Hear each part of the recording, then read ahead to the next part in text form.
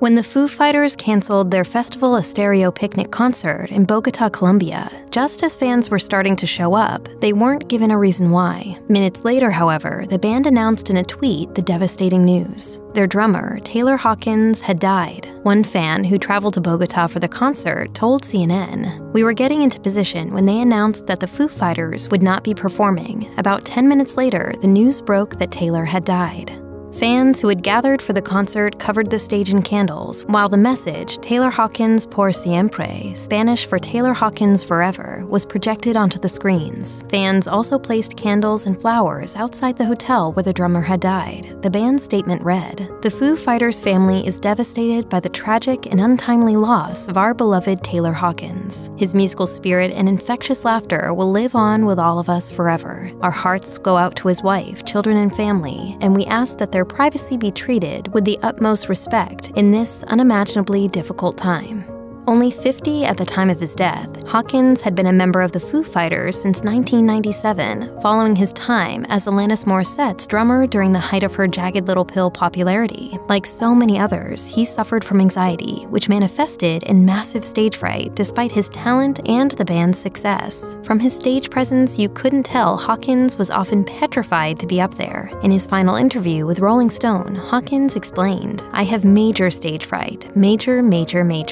Discussing a show he'd have to perform that night, he said, "I'm in hell right now. Everything in my body is wrong. My leg doesn't feel right, like all these kind of crazy psychosis kind of things." But when the interviewer asked if Hawkins had to be totally sober in order to perform, he answered, "Oh my God, dude, you see what I do. Yeah, for good results, yeah."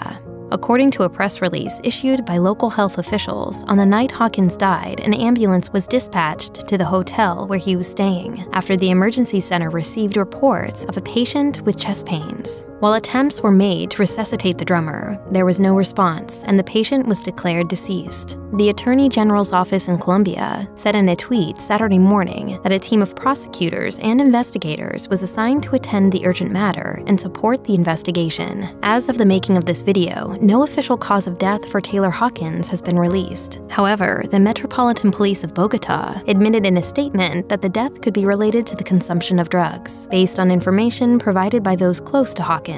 A newly released toxicology report obtained by the BBC showed traces of opioids, marijuana, antidepressants, and other substances in his body at the time of his death. Since Hawkins' death was announced, questions have been asked about whether this could have been another overdose. In 2001, Hawkins was in London when he took a near-fatal overdose that had him in a coma for 2 weeks, per NME. Details about the incident and Hawkins' recovery process are sparse, but Hawkins did tell the Beats One podcast in 2018 that, "I have my system that works for me."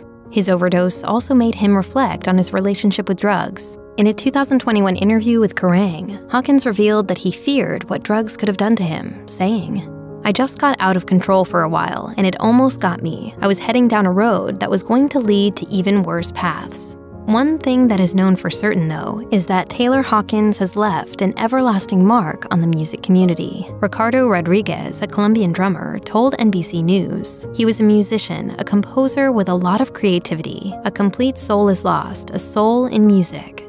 Greatest drummer of all time. Dave Grohl, of course. Greatest drummer of all time. Taylor Hawkins, of course. If you or anyone you know is struggling with addiction issues, help is available. Visit the Substance Abuse and Mental Health Services Administration website or contact SAMHSA's National Helpline at 1-800-662-HELP 4357.